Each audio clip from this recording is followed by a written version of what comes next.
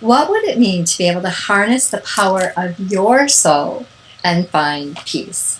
Well, this is our bonus week, and our bonus week we are covering Chapter 17, Find Freedom Through Forgiveness. Chapter 18, Behold Your Beloved.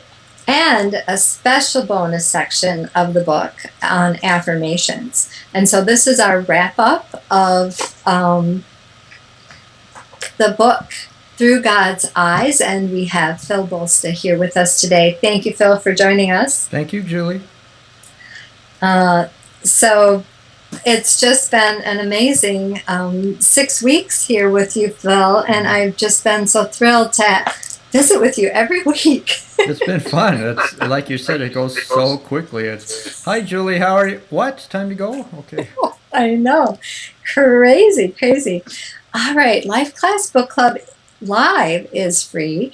Be sure to register at www.juliegeigel.com and just click on the Life Class tab. If you want access to all of our archives, you do need to become a member, and there's information over there on our website to sign up to do that. All right, well, let's dive right in because we know how incredibly fast our time goes. We are going to start over on page 453. And it is something that you said, Phil. Writing a new story is more difficult if the person you are forgiving remains in your life and continues to act in ways that require forgiveness. Mm-hmm. A thoughtless relative is one thing, an abusive spouse is quite another. Forgiveness does not equal tolerance. If your antagonist treats your forgiveness as a welcome mat for further abuse, your new story must be written from a safe distance. And I know you referenced this in our last segment, but can we take some time to expand on that a little bit? I think it's huge. Well, sure. You have to take care of yourself. You have to have enough self-worth and value that if somebody is abusing you in some way, you need to take corrective action and remove yourself from that situation. You can still forgive that person now or later, or that is a separate issue. First of all, be safe. Get yourself in a safe place, because no one has the right to harm anyone else or be abusive in any way. And that's a toxic situation, and it should not be tolerated. Absolutely. And I think that what you said is key. And, the healing comes in removing yourself from that situation or from that person. And, it doesn't necessarily mean that you have to pack your bags and run, and file for divorce. But what it does mean is that you need to take action instead of being a silent witness. And so taking simple action like removing yourself, going for a walk or going to the store or whatever it is. But I think it's really important, what I try to teach people is that the follow-up is key.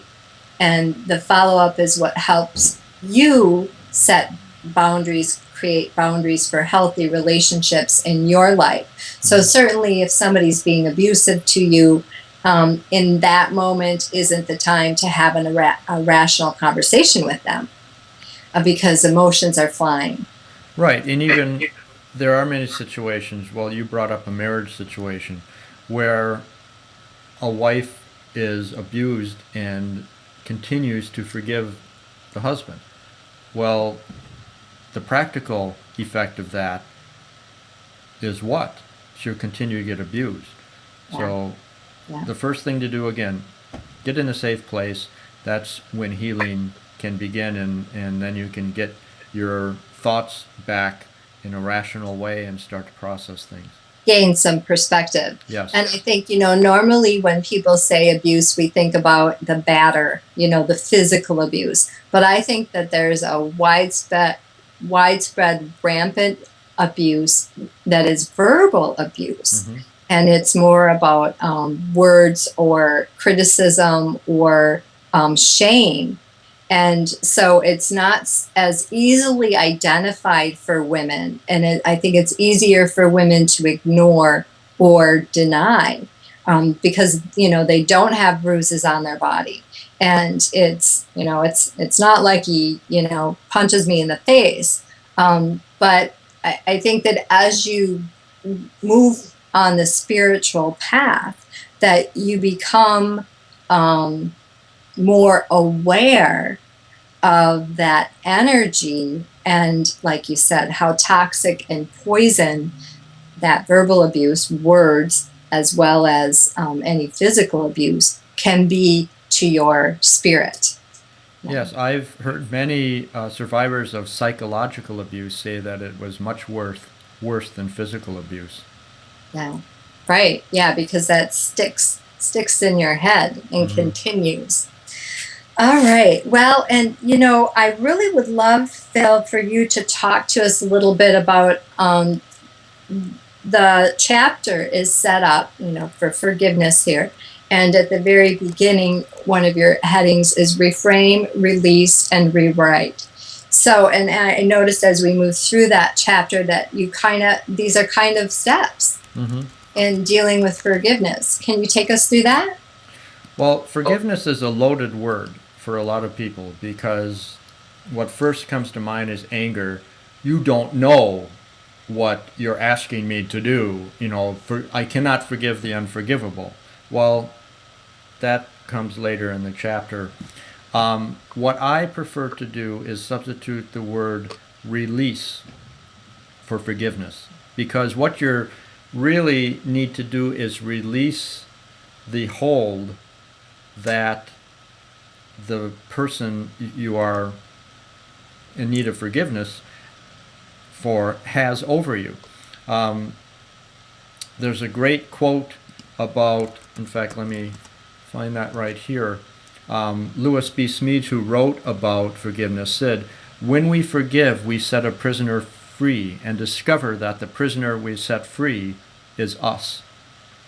So that pretty much says it all. If you do not forgive somebody, you are allowing them to continue to have power over your life. Forgiveness or release is about taking your power back. It has nothing to do with the other person. They don't have to apologize. You don't have to tell them they're forgiven. It's something you do for yourself. And it's an act of self-love.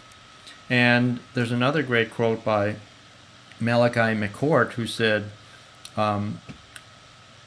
resentment is like taking poison and waiting for the other person to die. What you're doing with resentment and holding grudges is poisoning yourself. Now, I don't know if you're going to get into this. Let me jump to it. In the chapter, I talk about Eva Kor, and her act of forgiveness is stunning because really when you say, well, that's all fine and good for garden variety dust-ups to forgive somebody, but what about something really big? Let's say, Nazi death camps. Well, Eva Kor and her sister as children were in Auschwitz and experimented on by Dr. Joseph Mengele. On the 50th anniversary of Auschwitz's liberation, she stood by the ruins of the gas chamber there and forgave Mengele and the Nazis. Now, a lot of people hearing that are going to say, that's inexcusable. Well, again, let me tell you what Eva told me, because I interviewed her about this.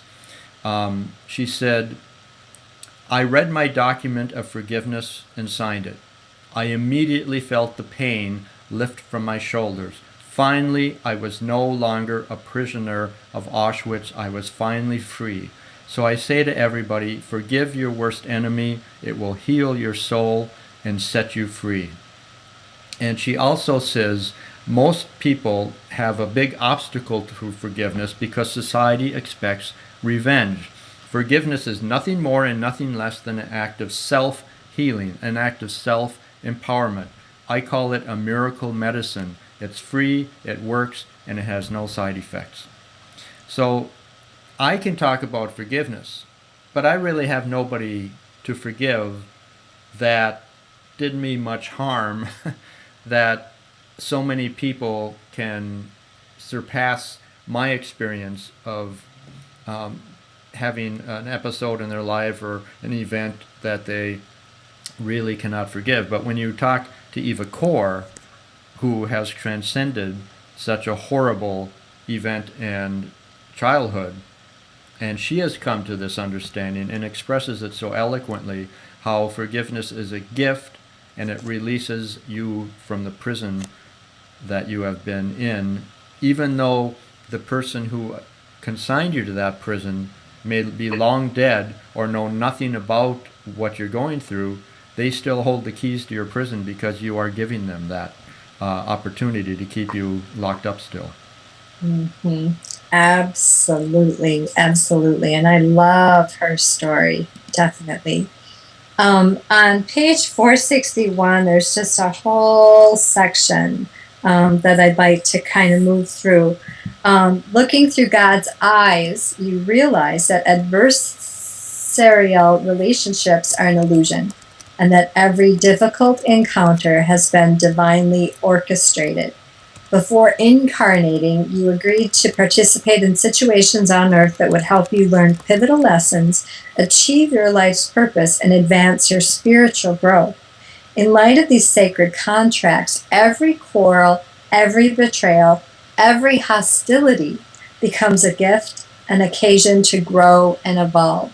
So can you talk to us a little bit, maybe for people who aren't familiar with the contract, what that means and how that affects the forgiveness? Sure. Well, Carolyn Mace wrote an entire book called Sacred Contracts about pre-incarnation agreements that you make based on the soul lessons you're going to learn in this life and your karmic debts that need to be repaid. And you come into this life, and so when you have encounters with people who have likewise agreed to, before you incarnate in this life, to say, okay, I'm going to be playing this role, you're going to be playing this role, and I'm going to do this to you. It's going to look really bad, but remembering, on a soul level, we're agreeing that this is for your higher good, and there are lessons that you need to learn from this. So if you look at it from that perspective, there's nothing to forgive, because it is the will of divine intelligence that you experience this. That's coming from an awfully high perspective, and it's difficult to do in difficult circumstances, certainly. And it goes back to what we talked about.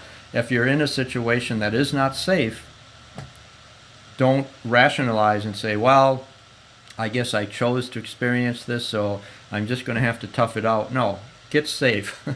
And well, that's not the purpose of your lesson. Right.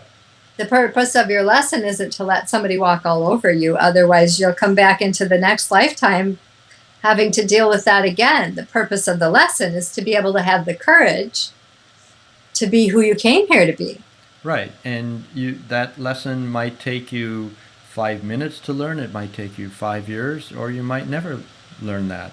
But the point is that if we are all one, as all of the great sages and saints have always said, and everyone who has a near-death experience comes back and confirms, then what is really happening here? If we are all one, then we are really interacting with ourselves in different ways to teach ourselves soul lessons, burn off karma, whatever. It's really, we're all souls working together to help each other.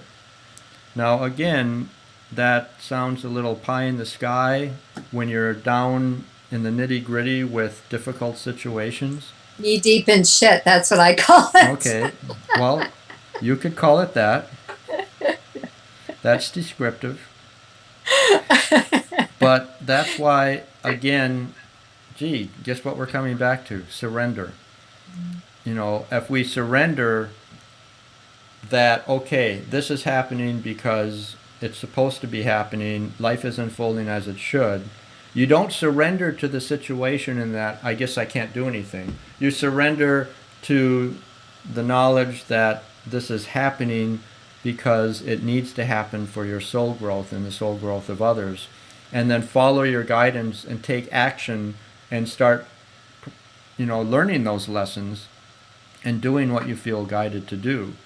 I think all of us have had situations, whether it's a failed relationship, a job loss, an accident, an illness, that at the time we think is devastating, and yet we look back months, years later and say, oh, it was a blessing in disguise. We all can relate to that. And in the midst of it, if someone said, years from now you're going to look back at this and say it's a blessing in disguise, you wouldn't say, why, thank you. I think I will change my perspective right now. Yeah, and you might not realize that it's a blessing until you're on your deathbed. So it's not like beyond.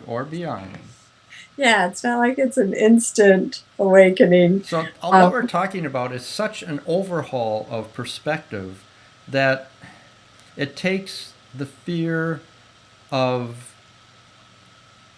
anything happening to you in life, the fear of death, it takes all of that away and just surrenders to divine wisdom and saying, I am only here in this life, in this body, to serve as a pure instrument of divine love. Do with me what you will. And once you surrender to that depth, then everything else is just details. Yeah. And I think that a lot of times the lesson is a lesson in learning to love yourself. And when we are able to connect deeply with our soul, we're really able to open up to that divine wisdom and guidance and know with great clarity what action to take or what step to make. Well, only when you love yourself and see and trust that divine wisdom is having events unfold as they are, only when you are centered and in that understanding can you begin to have clarity about not only what you're thinking and feeling, but what to do about it. Yeah. All right. And we need to bounce over to chapter 18. Behold your beloved. Let's start off on page 478 with my favorite guy, Deepak. And Deepak says, loving another person is not separate from loving God. One is a single wave. The other is an ocean. I love that. Well, that's a microcosm of life itself. And we are a wave, God is the ocean. And it's all connected, we're all one. It's just another way of expressing that thought. And when you love another person, what the challenge in a romantic relationship is to use the love you feel for another human being to transcend human love and to love God. That is the purpose of why you're here, to love God, to be in one with God. But you learn to love God through loving others romantically or your children. And we're all waves, and it's all one big ocean. So it's a nice way to express that. Yeah. And definitely when I can deepen and express my love with another person, that only mirrors back to me. That gives me, I receive what I have given. And deepens my connection with the divine as well. So it just is that beautiful circle, and then that energy ripples out, into the universe, and it affects all of collective consciousness as we can be centered in that love. Right, and as you talked earlier about the importance of self-love, it applies here too, because loving your own life naturally leads to loving all that life has to offer. And that's a signal to the universe that you are ready for a healthy, loving relationship. And when you are one with love, you will find the one you love. Oh. Yeah, I know. I work a lot, in the psychic realm, and that has got to be by far the number one question is when am I going to meet my soulmate? Mm-hmm. And I could typically just push a button and say the same thing that I said 100 times to 100 different people, because that message from spirit is undying, that you really need to have that relationship with yourself, and you really need to have that relationship with life around you.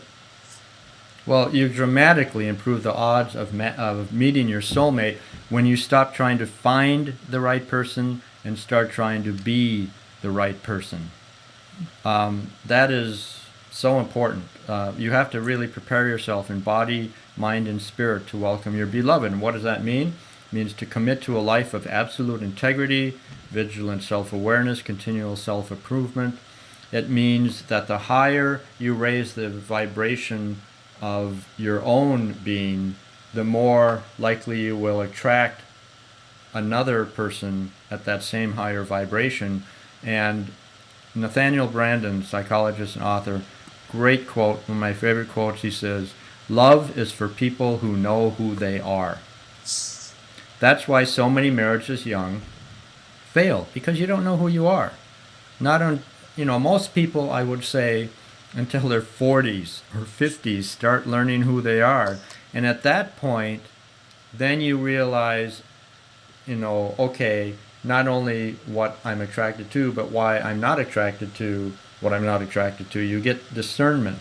And if you come together with someone at that higher level of consciousness and vibration and being, your odds of staying together are much, much better. Absolutely, absolutely. It just is that never-ending cycle of taking that time to honor yourself and to focus on yourself, because that is definitely one thing I work with people on that level of vibrational frequency, because it's really important just to become aware that, okay, if you just got out of a relationship, or you just had, a really bad experience, maybe there was a death in your life or something traumatic happened, do you really want to attract a person into your life, vibrating at a lower vibrational frequency? Because, think about who you're going to attract. And is that really somebody that you want to spend the rest of your life with? Wouldn't you be better off, better served, to just take that time and cocoon and go inward and heal yourself, recover from that breakup and raise that frequency, raise your self-esteem and your self-confidence, and then, whoa, look at what the universe can bring you then. Well said, Julie. Too many people who are lonely and frustrated are unwilling to do the self-work that spiritual partnership demands. Instead, they chase a fairy tale fantasy and wonder why it continues to elude them. Yes, most definitely. Okay. I love how Charlotte talks about love as a channel on page 485. The point of relationship is the added power that life gets in working with it as a channel. A good relationship gives life more power. If two people are strong together, then life has a more powerful channel than it has with two single people. It's almost as though a third and larger channel has been formed. Can you talk to us about the power of two makes three? Well, sure. You referenced it just a few minutes ago about how when you love, you are connecting with collective consciousness. And a romantic relationship is not only a vehicle for deeper, richer expressions and explorations of yourself, it's an opportunity for life itself to manifest more profoundly. Because when you get two people together at a vibrating, as you would say, at a high level, that energy ripples out into the universe and serves as inspiration and a model to others to get to that point themselves, to reach for those heights.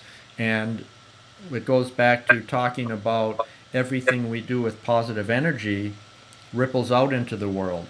You become part of the solution instead of the problem. If you're thinking and acting negatively, you're part of the problem.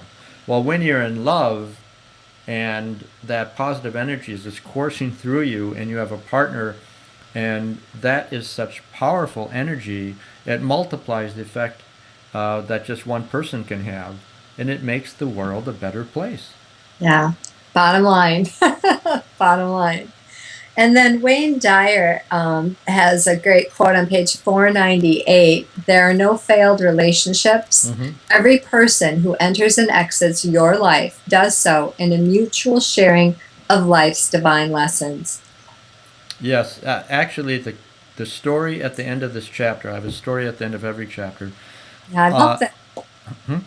I love that. I talk about my second marriage ending pretty much as soon as it began, and at the time it was difficult. But I see now perfectly why we came together and why we came apart, and oh my God, it was so beneficial. I learned so much, not only learned intellectually, but I had to experience that so I could walk my talk, because until then it was theory. Now it's practice, and it helped me become who I needed to be in order to write this book and talk about these things. I had to have those experiences, and it was just absolutely perfect in every way. The joys, the pains, it was all terrific. And I love Khalil Gibran's quote about this. He said, "When love beckons to you, follow him, though his ways are hard and steep. And when his wings enfold you, yield to him, though the sword hidden among his pinions may wound you. And when he speaks to you, believe in him, though his voice may shatter your dreams as the north wind lays waste the garden."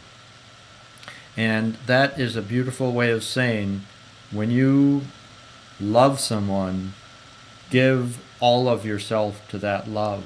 And even if you feel it's going to destroy you, it will have been worth it. It is always worth it. There is no failed relationship, because each relationship prepares you for your next either relationship or stage in life, and it seasons you so you can fulfill your life's purpose.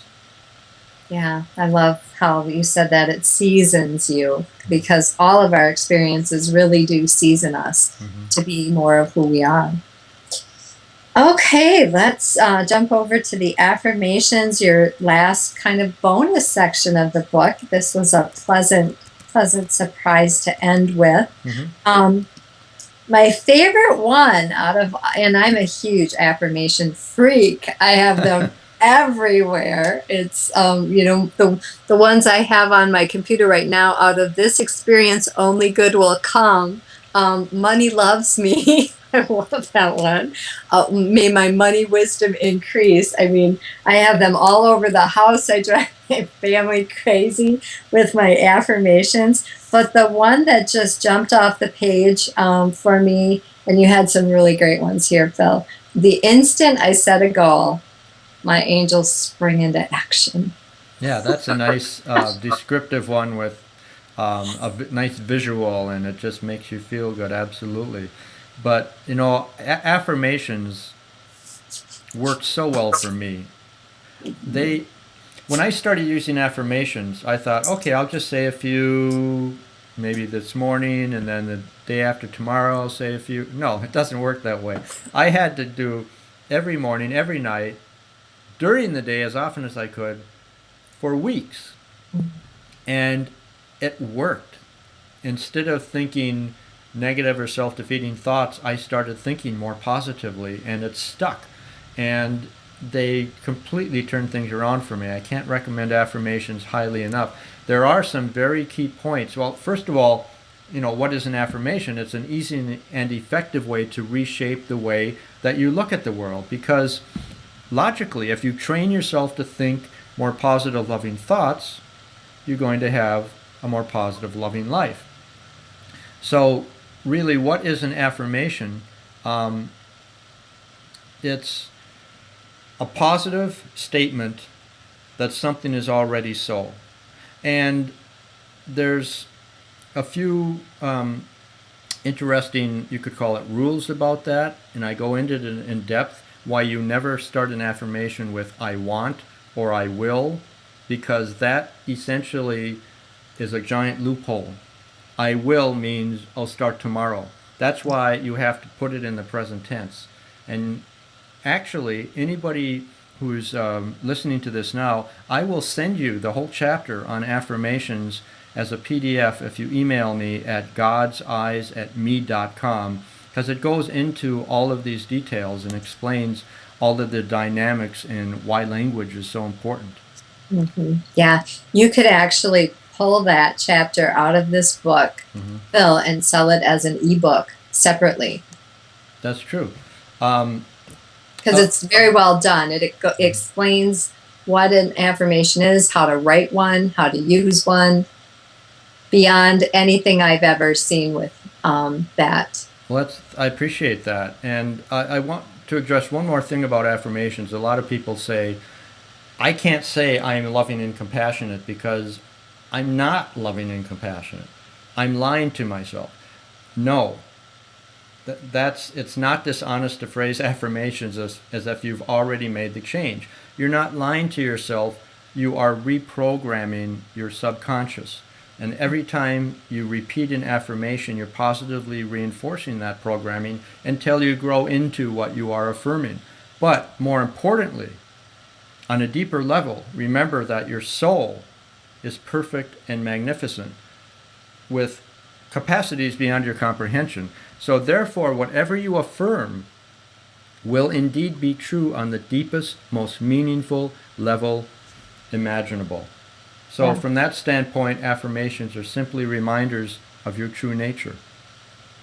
Which is what I love so much about that. It really does help you realign and attune to your soul and increase that connection and that frequency.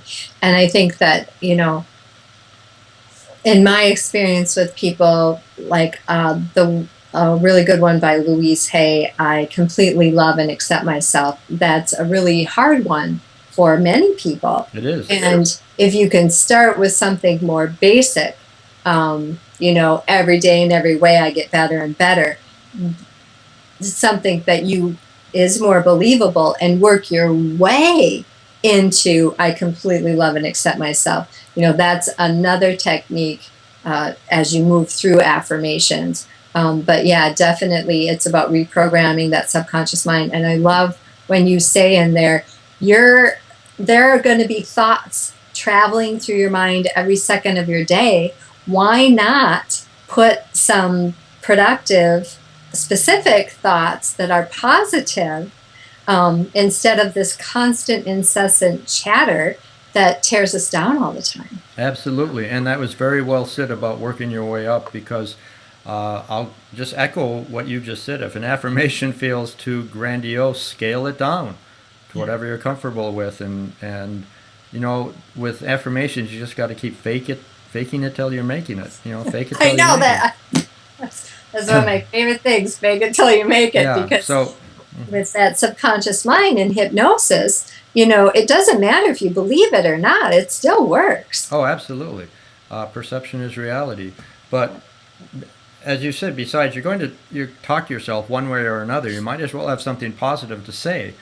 And if you fight that, then what you're choosing to do is remain in a negative state, and it gets back to what we talked about, worrying. You may think, I'm a realist, I'm a practicalist, the world is a terrible place, therefore being a cynic is the only natural reaction to the world. No, there's a better way, and affirmations are a good first step towards that realization. Yes, absolutely, absolutely. And I think that, that affirmation journey is so powerful for so many people. One thing I always tell people is that the negative chatter in your mind is the default that we all come in with, and Mm-hmm. it automatically will revert to the default.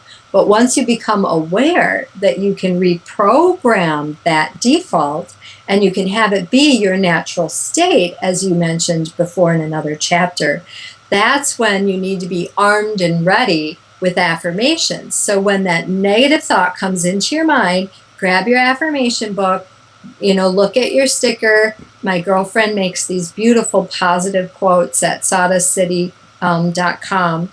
And I love those because those are permanent, constant reminders. And I'm looking around my office because they're filled with them. But be armed and ready. Don't allow don't live your life by default. Step up and take back your power. And you can do that with affirmations. And what could be easier than just remembering a few things to say throughout the day? Just, I am getting better and better every day in every way. Mm-hmm. Okay, gee, that was difficult. Yeah, But and it's free. yeah, It doesn't cost money. yeah. Say, Phil, before we wrap things up today, I am just really curious to understand the process that you took to write this book, because I look at this book and and all of the quotes in here, it's mind-boggling. This must have took you 40 years to write it. Well, it started basically when I was starting to learn about spirituality, and I was thought, okay, I'm going to look for the book that explains how all this works, because there's got to be a book that includes all of these spiritual principles I'm learning about. It shows how they interact with each other, how to weave them all together into a cohesive worldview, how to apply all this wisdom to daily life, and I couldn't find that book. And I remember thinking, I guess I have to write it myself someday. But I was nowhere near ready. So for about 8 years, I continued to just collect. I had 2 Word document files, concepts and quotes. And I didn't know exactly what the book would look like, but I could recognize the pieces of it when I saw them.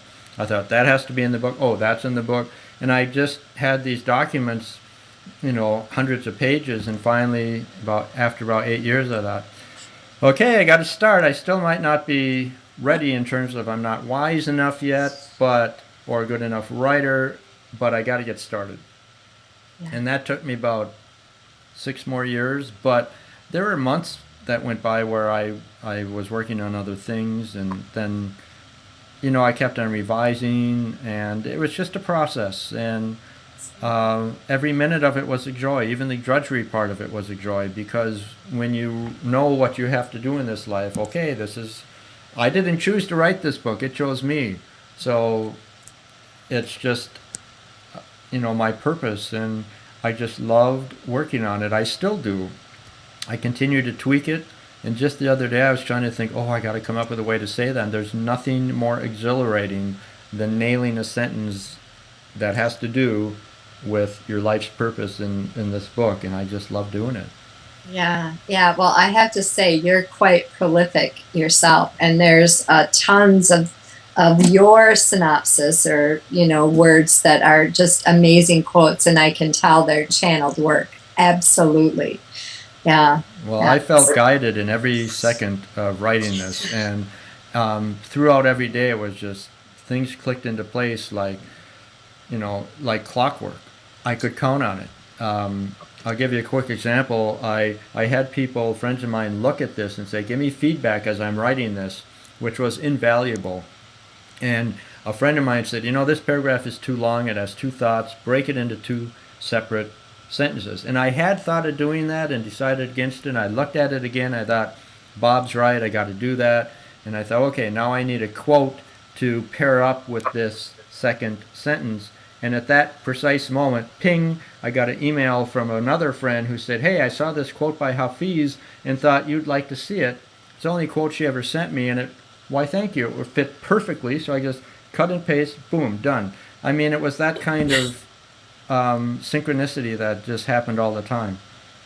Yeah, and the index in the back of the book is phenomenal. I mean, it just is really amazing. You know, the one thing, and I do have to say, Phil, the one thing that I was hoping for, and you might even have, you might even be able to send it to me, is a list of the books that the people wrote where you got the quotes from.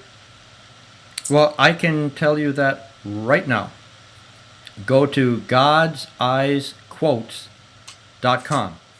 You will find on that every single quote in the book, the source of every quote, not only the source, but a link to that source. Okay, hold on. God's Eyes Quote. Quotes, plural. godseyesquotes.com. Okay. It took me 3 months to do that full time, just to source every quote. I wanted to make absolutely sure that every comma was in place, every word was correct according to the original source. And so that was just another very enjoyable part of the process.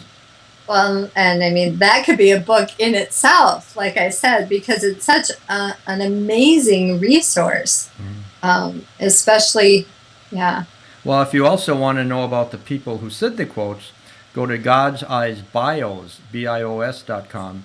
I'm still working on that. I've got a lot of work to do, but I am doing short little biographies of everybody who I quote. Oh, okay. You know, Well, paragraphs. and what comes to mind, and I'll have to send you this link, is I did a newsletter for a long time, and I did like 3 affirmations, and then I had like a story. And I got most of my affirmations from a website. I think it's called affirmations.com. But and the reason hers was amazing is because she had the affirmations categorized by topic. And I think, you know, like I told you, I do a daily inspiration for my group. And it's just a daily quote. And again, I think that there would be huge value in creating a website with, you know, the topics and the quotes or whatever that, you know, could be some potential traffic for you as well. But the whole process is just mind-boggling. Yeah, but I feel I came into this life with 2 assignments: to get my daughter to the point she is now, and to get this book out in the world. So it's a nice feeling to feel that the foundation of my work is done. So if something happens, I'll say, I had a nice run, I got my work done. Still got a lot to do, but the basics are done. Yes, well, absolutely. And it's just like I said, it's been a thrill and an honor to have you join us. And thank you so much. Well, it's been great to talk with you every week. So it's nice to get to know you a little better through these talks too. Yeah, absolutely. Well, everyone, this is Life Class Book Club. If you'd like to continue with us, be sure to register over at juliegeigle.com and just click on the Life Class tab. We'd be thrilled if you liked us on Facebook and followed us on Twitter to keep this connection going. And remember, if you keep on doing what you've always done, you'll keep on being who you've always been. Change doesn't happen unless you make a change. And Phil, can you share your links with us again on how we can get that book? To order the book, go to godseyes.amazon.com. To get an overview of the book with more information, godseyesbook.com, and email me at godseyes@me.com. Beautiful, beautiful. All right, Phil. Well, thank you again. Thank you, Julie. It's been great.